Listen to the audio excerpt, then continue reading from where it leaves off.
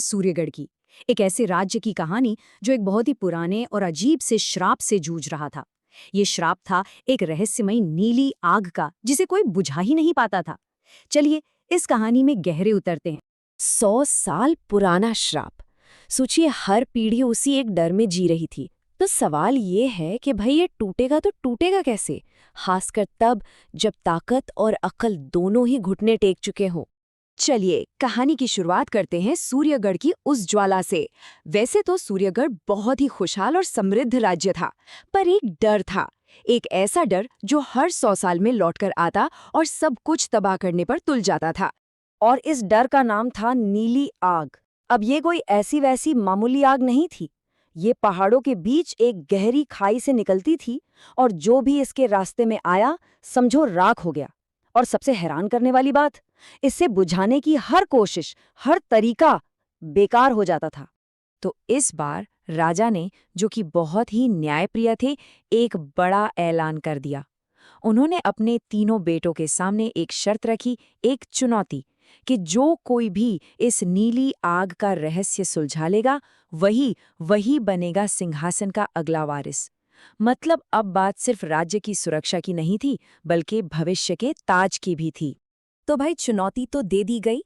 अब मैदान में उतरे दो बड़े राजकुमार, एक ताकत का प्रतीक, दूसरा बुद्धि का। देखते हैं क्या ये पुराने तरीके इस अजीब सी अलौकिक समस्या को सुलझा पाएं। सबसे पहले आगे आए बड़े राजकुमार वीरभद्र। पूरे राज्य में उनसे ज्यादा शक्तिशाली कोई योद्धा नहीं था। उनका फंडा बिल्कुल क्लियर था, ताकत का जवाब ताकत से। वो अपनी भारी भरकम तलवार लेकर आग से भिड़ गए, लेकिन नतीजा तो बिल्कुल उल्टा निकला। उनके हर वार से आग बुझने की बजाय और ज्यादा भड़क उठी। अच्छा, वीरभद्र तो नाकाम रहे। अब बारी आई मंझले बेटे अर्जुन की। अर्जुन जो थे वो राज्य के सबसे होशियार, सबसे चतुर रणनीतिकार माने जाते थे। उन्होंने दिमाग लगाया, लॉजिक का इस्तेमाल किया। आग है तो पानी से ही बुझेगी, तो वो लेकर गए ढेर सारा पानी। पर उस नीली आग पर इसका भी कोई असर नहीं हुआ, बल्कि पानी पड़ते ही वो और ज्यादा गुस्से में जलने लगे। तो देखा नतीजा क्या निकला, ताकत और चतुराई दोनों ही फेल हो गए। मतलब जो पारंपरिक तरीके थे वो न सिर्फ नाकाम हुए, बल्कि उन्होंने तो प्रॉब्लम को और भी बढ़ा दिया था। आग को बुझाने के चक्कर में उसे और भड़का दिया था। तो जब ताकत और अक्ल दोनों ने ही जवाब दे दिया, तब कहानी में एंट्री होती है सबसे छोटे राजकुमार की। और उनका तरीका वो बिल्कुल ही अलग था। चलिए अब पता लगाते हैं कि इस आग का असली राज था क्या। ये है राजकुमार ध्रुव, सबसे छोटे। देखिए, वो ना तो अपने बड़े भाई जितने बलवान थे और ना ही मंझले भाई जितने चतुर। लेकिन उनमें एक चीज थी जो बाकियों में नहीं थी, वो थे सबसे शांत। और कभी-कभी सबसे बड़ी मुश्किलों का हल शोर शराबे में नहीं, बल्कि शांति में ही छुपा होता है। ध्रुव का तरीका ही अलग था। वो लड़ने नहीं गए। उन्होंने बस आग को ध्यान से देखा, वो कैसे हवा के साथ नाच रही थी उसे समझा। फिर वो गांव के बड़े बुजुर्गों के पास गए, उनकी बातें सुनी, उनकी यादों को कुरेदा। और तब जाकर उन्हें एक बात समझ आई कि ये आग कोई दुश्मन या राक्षस नहीं है, ये तो किसी बहुत गहरे दर्द का, किसी पीड़ा का इजहार है। और वो दर्द किसका था? एक बुजुर्ग ने उन्हें वो कहानी सुनाई जो सब भूल चुके थे। सदियों पहले एक राजा ने गुस्से में आकर एक बहुत पुराने, एक पूजनीय देवदार के पेड़ को कटवा दिया था। ये जो नीली आग थी ना, ये उसी पेड़ की पीड़ा थी जो हर 100 साल में बाहर आती थी। ये कोई श्राप नहीं था, ये तो एक बहुत गहरा घाव था।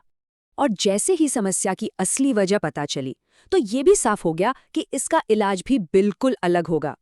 अब यहाँ तलवार या पानी की जरूरत नहीं थी, जरूरत थी एक मरहम की। और वो मरहम था माफी। तो ध्रुव उस खाई के पास गए, लेकिन कैसे? बिल्कुल खाली हाथ।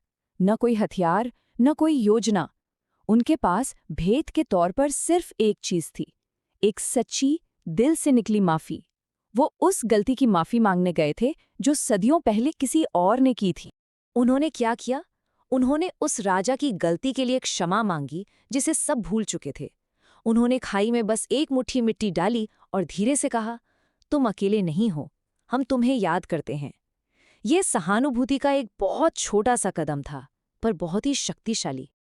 और फिर फिर वो हुआ जिसकी किसी ने उम्मीद भी नहीं की थी। बिल्कुल धीरे धीरे वो धधकती नीली लपटें शांत होने लगीं और उनकी जगह एक अजीब सी गहरी खामोशी छा गई। जहां ताकत हार गई, जहां बुद्धि हार गई, वहां वहां सहानुभूति की जीत हुई। जब राजा ने हैरान होकर पूछा कि ये सब कैसे हुआ, तो ध्रुव ने जो जवाब दिया वही इस पूरी कहानी का सार है। उन्होंने कहा, पिताजी, कुछ घाव तलवार से नहीं, माफी से भरते हैं। उस दिन के बाद सूर्यगढ़ के लोगों ने डरना छोड़ दिया। उन्होंने याद रखना सीखा। अब हर साल लोग उस खाई के पास जाते, पर डर से नहीं, बल्कि उस प्राचीन पेड़ को याद करने, उसे सम्मान देने। और वो नीली आग, वो फिर कभी नहीं लौटी।